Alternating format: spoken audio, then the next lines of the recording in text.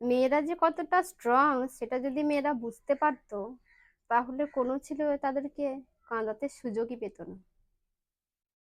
মেয়েরা যে কথায় কথায় কেঁদে ফেলে না, কাঁদতে কাঁদতে যখন একটা মেয়ে নিজের চোখের জল চোখেই শেষ করে ফেলে, তখন সেই মেয়েটা যে কতটা স্ট্রং হয়ে যায় ভেতর থেকে, সেটা এক ধারণাও করতে পারবে না কেউ। কিন্তু মেয়েগুলো কি বলুন তো, বুঝতেই পারে না যে নিজেরা এত স্ট্রং হতে পারে। যখন এটা বুঝে যাবে না, তখন এত সহজে চোখ দিয়ে জল বেরিয়ে আসবে না। সব কথাতেই যে মেয়েরা কেঁদে ফেলে, ওটা তখন পসিবল হবে না। মেয়েরা ভীষণ স্ট্রং। মেয়েদের মতো এত জীবনে ছেলেদেরকে দুঃখ কষ্ট সহ্য করতে হয় না। মেয়েদের জন্মানোর পর থেকে তাদেরকে ব্যথা সহ্য করতে হয়। কিভাবে?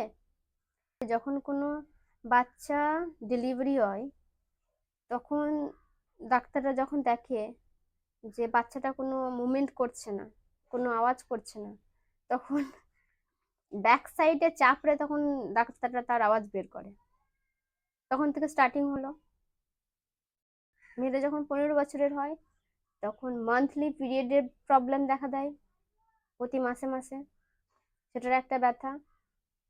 প্রতি মাসে কত যে ব্লিডিং হয়, কত যে কষ্ট, ওই 4টে দিন যে কিভাবে কত কষ্টে কাটায় মেয়েরা, এগুলো ছেলেদেরকে তো সহ্য করতে হয় না। কিন্তু মেয়েরা স্ট্রং, সেগুলো সহ্য করে। সেগুলো সহ্য করে, বাড়ির কাজ করে, প্রত্যেক মানুষকে নর্মালি কথা বলে, কিন্তু তাদের ভেতরে যে কতটা কষ্ট হয়, তবু তারা স্ট্রংলি সবকিছু করে বাড়িতে। কিন্তু একটু কোনো ব্যাপার নিয়ে যদি কেউ কিছু বলে দেয়, দুই চোখে দেখতে পারে না মেয়েরা, চোখের জলে। এখানে মেয়েরা মার খায়। যখন মেয়েগুলো বুঝে যাবে যে আমরা স্ট্রং, সব কথায় চোখের জল বের করা ঠিক না, যখন এটা বুঝে যাবে না, তখন কারো বাপের সাধ্যি নেই যে তাদের চোখ থেকে জল বের করায়। কিন্তু মেয়েরা বোঝে না।